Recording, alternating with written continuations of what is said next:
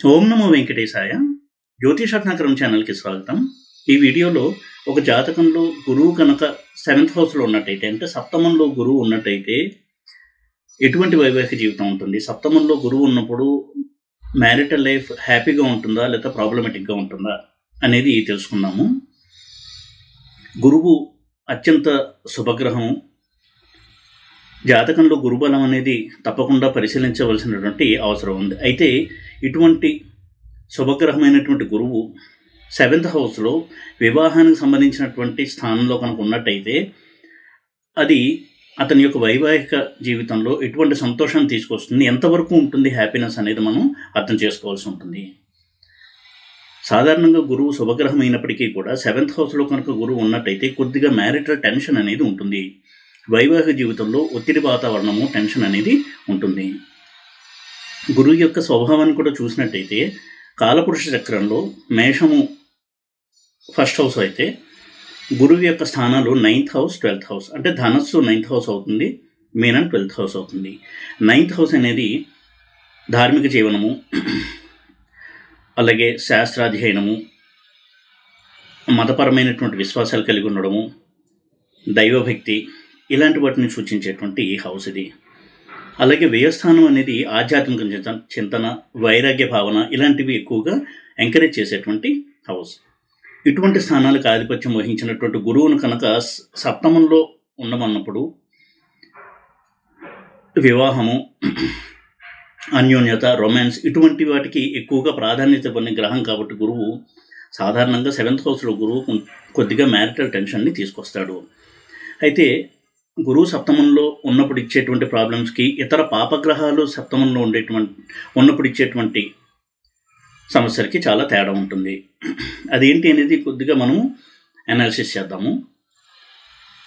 ముఖ్యంగా స్త్రీల విషయంలో గురువు భర్తృకారకుడు కాబట్టి వారికి 7th హౌస్లో గురువు ఉన్నప్పుడు కొద్దిగా ప్రాబ్లమ్స్ ఎక్కువగా ఉండేటువంటి అవకాశం ఉంది. అలాగే శుక్రుడిల్లు 7th హౌస్ అయ్యి అందులో గురువు ఉన్నప్పుడు కూడా ప్రాబ్లమాటిక్ మ్యారీడ్ లైఫ్ అనేది ఉండడానికి ఎక్కువగా అవకాశాలు ఉంటాయి. గురువు ఎప్పుడైతే 7th హౌస్లో ఉంటాడో ఆ స్పౌస్, అంటే ఉదాహరణకు అమ్మాయిల విషయం తీసుకున్నట్టయితే భర్త చాలా విద్యాధికుడు, మంచి ఉద్యోగం చేస్తున్నటువంటి వ్యక్తి అయి ఉండొచ్చు, సమాజంలో ఉన్నత స్థాయి వ్యక్తి అయి ఉండడము, మంచి జ్ఞానం ఉన్నటువంటి వ్యక్తి అయి ఉండడము, ఇంటలెక్చువల్ పర్సన్ అయి ఉండడము, ఇటువంటి భర్త వచ్చేటువంటి అవకాశం ఉంటుంది.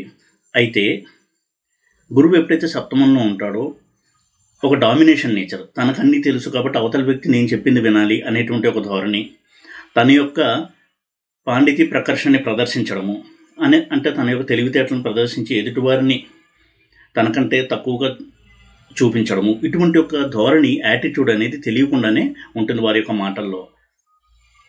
అయితే వారు ఇప్పుడు కూడా వారి యొక్క భర్త కటువుగా మాట్లాడడము, అగ్రెసివ్గా బిహేవ్ చేయడం చేయకపోయినప్పటికీ కూడా వారి యొక్క ప్రవర్తనలో చాలా సాఫ్ట్ స్పీకింగ్ పర్సన్గా ఉంటారు. అంటే సాఫ్ట్ స్పోకెన్ పీపుల్ అంటాం. చాలా మృదువుగా మాట్లాడే వ్యక్తి అయినప్పటికీ కూడా వారి మాటల్లో ఆ అహంకార ధోరణి, ఆ ఛాయలో కొంత కనపడుతూ ఉంటాయి. దీనివల్ల వారి యొక్క మ్యారేజ్ లైఫ్లో ఎక్కువగా టెన్షన్ వాతావరణం అనేది ఉంటుంది. చాలామంది స్త్రీల యొక్క హారోస్కోప్ చూసినప్పుడు 7th హౌస్లో జూపిటర్ ప్లేస్మెంట్ ఉన్నప్పుడు వారి కంప్లైంట్ ఏంటంటే వారి యొక్క భర్త తను చెప్పిందే వినాలనేటువంటి ధోరణి కలిగి ఉండడము, దానివల్ల వీరికి విలువ లేకుండా ఉండడము, మానసికంగా కృంగిపోవడము, ఇటువంటి వాతావరణాన్ని ఎక్కువగా చూస్తూ ఉంటారు. ఇది ప్రధానమైనటువంటి సమస్య 7th హౌస్లో కనుక గురువు ఉన్నట్టయితే. అయితే గురువు 7th హౌస్ని చూడడం అనేది చాలా మంచిది. దానివల్ల వారి యొక్క మ్యారేజ్ లైఫ్లో చాలా హ్యాపీనెస్ అనేది ఉంటుంది. అదేవిధంగా గోచారంలో కూడా గురువు 7th హౌస్లో వచ్చినప్పుడు, 7th హౌస్ని చూస్తున్నప్పుడు ఆ సంవత్సరము వారి యొక్క మ్యారిటల్ లైఫ్లో మంచి ఆనందకరమైనటువంటి సంఘటనలు జరుగుతూ ఉంటాయి. జన్మరాశిలో కూడా గురువు లగ్నంలో ఉండి సప్తమాన్ని చూసిన, పంచమ దృష్టితో సప్తమాన్ని చూసిన, 9th ఆస్పెక్ట్ అంటే నవమ దృష్టితో సప్తమాన్ని చూసిన వారి యొక్క మ్యారేజ్ లైఫ్ అనేది హ్యాపీగా ఉంటుంది. కానీ స్థితి మాత్రం కొంత ప్రాబ్లమేటిక్గా ఉంటుంది. ఇక ఈ గురువు ఎప్పుడైతే 7th హౌస్లో ఉండి నీచలో ఉంటాడో, ఉదాహరణకి అంటే కర్కాటక లగ్నాన్ని తీసుకున్నట్టయితే వారికి గురువు 6th లార్డ్ 9th లార్డ్ అయ్యి మకరంలో నీచలో ఉంటాడు. వారి యొక్క జీవిత భాగస్వామి కొంత అనారోగ్య సమస్యలు ఉండటము, అదేవిధంగా కొంతవరకు దాని గురించి ఎక్కువగా సమయాన్ని డబ్బుని వెచ్చిస్తూ ఉండాల్సిన అవసరం రావడము అనేది ఒక అంశం అయితే, వివాహం తర్వాత వారికి జీవితంలో భాగ్యం అనేది పెరగడము, ప్రాస్పెరిటీ పెరగడము, ఇటువంటి వాటికి కూడా అవకాశం ఉంటుంది. అయితే ఆ భర్త నుంచి డామినేషన్ మొత్తం ఎదుర్కోవడము, కాస్త తనదే పై చెయ్యి అనేటువంటి ధోరణి వల్ల ఇబ్బంది పడడము అనేటువంటి కొంత సంఘటన చోటు చేసుకునేటువంటి అవకాశం ఉంటుంది. ఇదే గురువు 7th హౌస్లో ఎగ్జాల్ట్ అయినట్టయితే, అంటే మకర లగ్నం విషయంలో గురువు 3rd lord and 12th lord అయ్యి 7th హౌస్లో ఎగ్జాల్ట్ అయి ఉంటాడు, అంటే ఉచ్చలో ఉంటాడు. ఇటువంటి మకర లగ్న జాతకులకి సప్తమంలో గురువు ఉన్నప్పుడు ఉన్నతమైనటువంటి చదువులు చదివినటువంటి జీవిత భాగస్వామి రావడం, ముఖ్యంగా స్త్రీల విషయంలో అయితే భర్త చాలా విద్యాధికుడిగా ఉండడము, సమాజంలో మంచి హోదా కలిగిన వ్యక్తి ఉండడము, చాలా తెలివైన వ్యక్తి ఉండడము, అదే సమయంలో కొంతవరకు ఈ ఆధిపత్య ధోరణి అనేది ఉండడము, ఇవన్నీ కూడా ఉండేటువంటి అవకాశం ఉంటుంది. వారికి బిజినెస్ స్కిల్స్ కూడా బాగుంటాయి. వారి యొక్క జీవిత భాగస్వామికి కమ్యూనికేషన్ స్కిల్స్, బిజినెస్ స్కిల్స్ ఇవన్నీ చాలా బాగుంటాయి.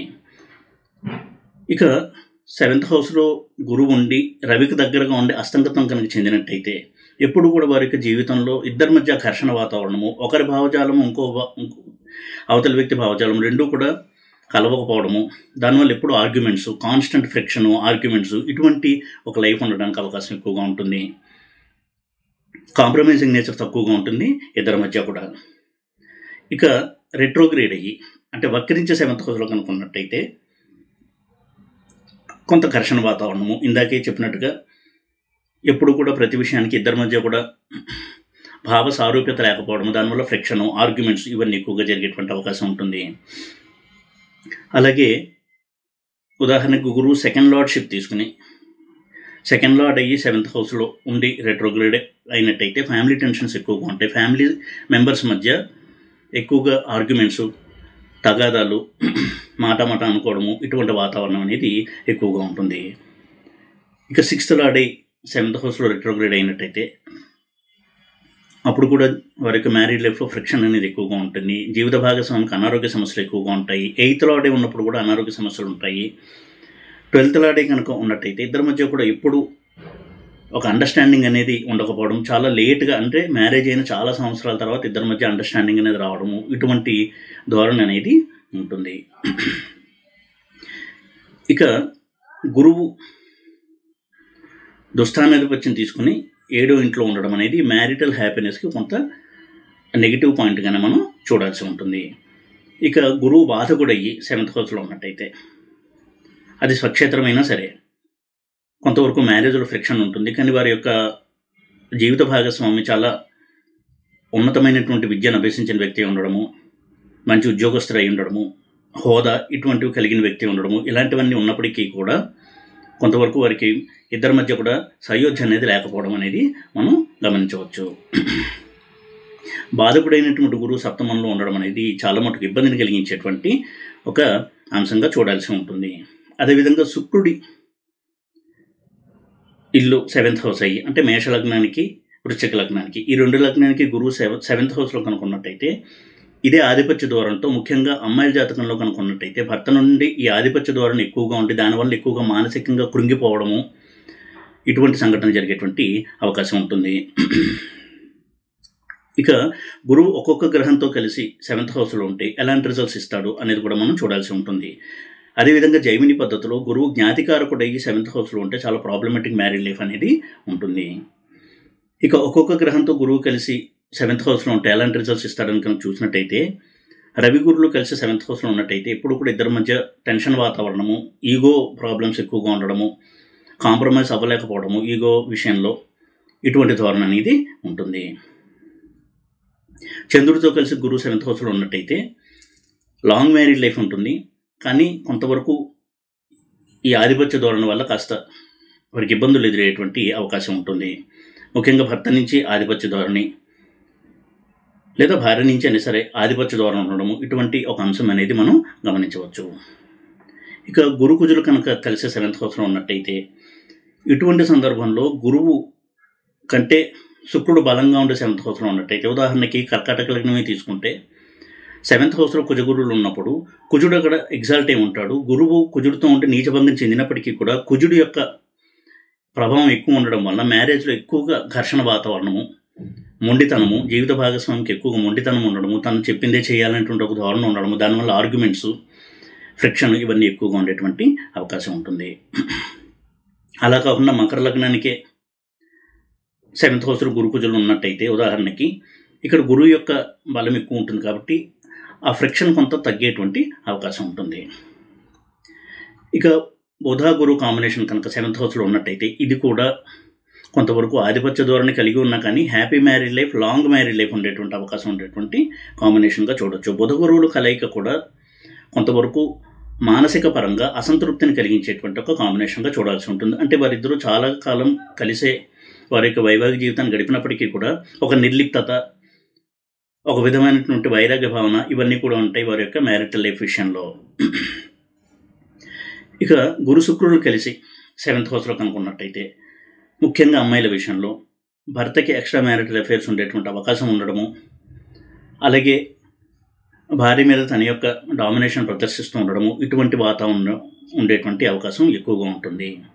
గురు శనుల కలయిక కూడా 7th హౌస్లో ఉన్నప్పుడు ఎక్కువగా వారిద్దరి మధ్య మిస్అండర్స్టాండింగ్స్, ఒక విధమైన వైరాగ్య భావన, ఇక నా భర్త నన్ను అర్థం చేసుకోలేడు లేదా నా భార్య నన్ను అర్థం చేసుకోలేదు అనేటువంటి ఒక వైరాగ్య భావంతో ముందుకెళ్తూ ఉండడము, ఇటువంటి వాతావరణం ఉండడానికి అవకాశం ఎక్కువగా ఉంటుంది. ఇక గురు రాహువులు కనుక కలిసి 7th హౌస్లో ఉన్నట్టయితే గురువు పాజిటివ్గా స్ట్రాంగ్గా ఉండి రాహుతో ఉన్నట్టయితే మ్యారీడ్ లైఫ్ అనేది బాగుంటుంది. కానీ గురువు నెగిటివ్గా ఉండి 7th హౌస్లో రాహుతో కనుక ఉన్నట్టయితే వారి జీవితంలో వారి యొక్క జీవిత భాగస్వామి ఎక్స్ట్రా మ్యారిటల్ అఫైర్స్ కలిగి ఉండడము, లేదా చీటింగ్కి గురవడము మ్యారేజ్లో ఆ జాతకుడు, ఇటువంటి వాటికి అవకాశం ఎక్కువగా ఉంటుంది. ఇక గురు కేతువులు కలిసి 7th హౌస్లో కనుక ఉన్నట్టయితే ఫ్రిక్షన్ వాతావరణము, ప్రతి చిన్న విషయానికి కూడా ఆర్గ్యుమెంట్స్, ఇటువంటి ధోరణి ఉంటుంది. కానీ ఆధ్యాత్మిక చింతన కలిగి ఉన్నటువంటి జీవిత భాగస్వామి రావడానికి అవకాశం ఎక్కువగా ఉంటుంది. ఈ విధంగా గురువు 7th హౌస్లో పాజిటివ్ రిజల్ట్స్ని కాకుండా నెగిటివ్ రిజల్ట్స్ని కూడా ఇచ్చేటువంటి ప్లానెట్గా మనం చూడాల్సి ఉంటుంది. శుభగ్రహమైనప్పటికీ కూడా 7th హౌస్ విషయంలో గురువు 7th హౌస్లో కనుక ఉన్నట్టయితే ప్రాబ్లమ్స్ అనేవి ఉంటాయి మ్యారిటల్ లైఫ్లో ఎంతో కొంత. ఈ విషయాన్ని దృష్టిలో పెట్టుకుని కొంతవరకు వారి యొక్క ప్రవర్తనలో కూడా మార్పు తెచ్చుకుని అవతల వ్యక్తిని అర్థం చేసుకోవడము, అండర్స్టాండింగ్ లెవెల్స్ పెంచుకోవడము లాంటివి చేయడం వలన హ్యాపీ మ్యారీడ్ లైఫ్ లీడ్ చేయడానికి అవకాశం ఎక్కువగా ఉంటుంది. ఎందుకంటే గురువు యొక్క ప్రెజెన్స్ 7th హౌస్లో ఉన్నప్పుడు ఎంత లేదన్నా కానీ గురువు యొక్క స్వభావం అయినటువంటి ఈ పాండితీ ప్రకర్ష అంటాం, అంటే తనకి తెలివితేటలు ఉన్నాయి అనేటువంటి ఆ భావనని ఎదుటివారి మీద ప్రదర్శించడము అనేది ఉంటుంది. కాబట్టి ఈ విధమైన సమస్య కామన్గా మనం గమనించవచ్చు 7th హౌస్లో కనుక గురువు ఉన్నట్టయితే. అయితే గురువు యొక్క ఆస్పెక్ట్ అంటే దృష్టి కనుక 7th హౌస్ మీద ఉన్నట్టయితే అది చాలా మంచిది. ఈ విధంగా గురువు యొక్క ప్లేస్మెంట్ని 7th హౌస్లో మనం అన్ని కోణాల్లో కూడా పరిశీలించాల్సి ఉంటుంది. అదేవిధంగా జైమిని పద్ధతిలో కూడా గురువు జ్ఞాతికారకుడే 7th హౌస్లో ఉంటే ప్రాబ్లమ్స్ ఇస్తాడు. అలాగే గురువు ఉన్నటువంటి హౌస్లోనే షష్టారూఢము, అష్టమారూఢము ఉన్నప్పుడు కూడా సమస్యలు అనేవి ఉంటాయి.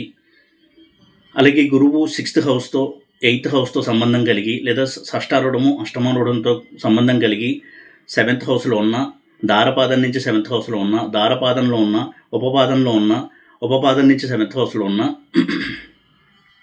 లీగల్ ప్రాబ్లమ్స్, ఆస్తి తగాదాలు, వీటి వల్ల ఎప్పుడు కూడా మనశ్శాంతి లేకుండా ఉండడము, ఇటువంటి వాతావరణం ఉండడానికి కూడా అవకాశం ఎక్కువగా ఉంటుంది. లీగల్ ప్రాబ్లమ్స్ని ఎక్కువగా ఇచ్చేటువంటి గ్రహం గురువు. అటువంటి ఆధిపత్యాలు తీసుకుని 7th హౌస్తో సంబంధం కలిగి ఉండే 7th హౌస్లో కనుక గురువు ఉన్నట్టయితే ఆస్తి విషయంలో ఎప్పుడూ కూడా కోట్ల చుట్టూ తిరుగుతూ ఉండడము, లేదా తనకు రావాల్సిన ఆస్తి రాకుండా అడ్డుకుంటూ ఉండడం ఇతర వ్యక్తులు, ఇటువంటి సంఘటనల వల్ల ఎక్కువగా మానసికంగా ఒత్తిడికి గురవుతూ ఉంటారు ఆ జాతకులు. ఈ విధంగా గురువును కూడా మనము ఈ కోణంలోంచి స్టడీ చేయాల్సి ఉంటుంది 7th హౌస్లో ఉన్నప్పుడు. ముఖ్యంగా గురు మహాదశ నడుస్తున్నప్పుడు ఈ ప్రాబ్లమ్స్ అనేవి ఎక్కువగా ఉంటాయి. ఈ విధంగా గురువు యొక్క 7th హౌస్ ప్లేస్మెంట్ గురించి కొన్ని ఫండమెంటల్ పాయింట్స్ ఈ వీడియోలో నేను డిస్కస్ చేయడం జరిగింది. ఈ వీడియో కనుక మీకు నచ్చినట్టయితే లైక్ చేసి, షేర్ చేసి, సబ్స్క్రైబ్ చేయండి. ఓం నమో వెంకటేశాయ.